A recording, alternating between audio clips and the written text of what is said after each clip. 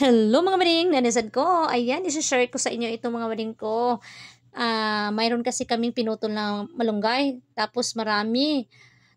Tapos sayang naman itapon lang mga maring ko. Ayan, ginawa kong coffee. Ayan, kaya samahan niyo ako mga maring ko. Gagawa tayo ng coffee malunggay mga maring. Ayan, bago nga nito ninyo lutuin mga maring, kailangan ipa-dry nyo muna sila mga maring ko. Air dry ang tawag doon.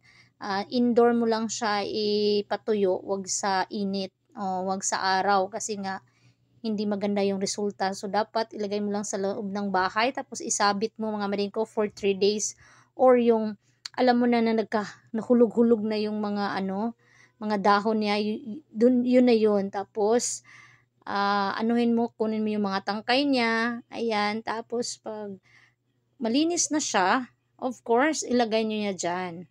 Kasi nga, pag, pag inan nyo sa kamay nyo, yung parang ano na siya, yung parang hitik na siya, so pwede na siyang iprito or ano dyan, sa kalaha, huwag nyo lagyan ng mantika ha. Ano lang talaga siya, painitin nyo yung tawag nito, kalaha or karahay, ano bang tawag dyan sa Tagalog? Yun na yun. Ayan, yung lutuan yung mga maringko. So, dapat na mainit na mainit, tapos ilagay nyo siya. So, malalaman nyo pag luto na siya kasi sobrang ano na siya, hitik na hitik. Tapos pag ganyan nyo, wala, magbiglang ano na lang siya. Yun na yun ang sign na luto na siya mga maringko. So, syempre, halukay-halukay yung oven yun siya masyado mga maringko. Yung ano talaga, yung imikos-mikos nyo talaga, no?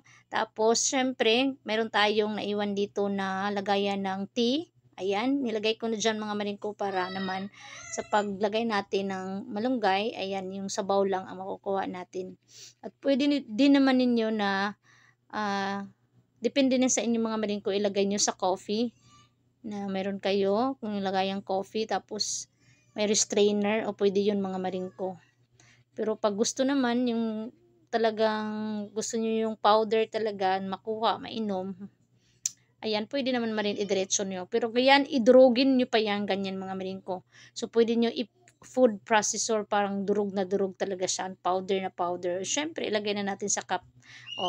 For the charm lang muna yan mga maringko, kasi bukas iinumin ko yan. Ayan, ang aking kasama na nagluto, ayaw talaga baba mga maringko. Kaya, ayan na, tingnan yung mukha, happy-happy ang tabibi ni mami. Nagluto kami ng coffee malunggay, karga-karga yung batang yan. Ay naman, ang aking Diyos, malaki na siya mga maringko. So, yun lang. Sana may natutunan tayo mga maringko. Thank you. God bless. Bye!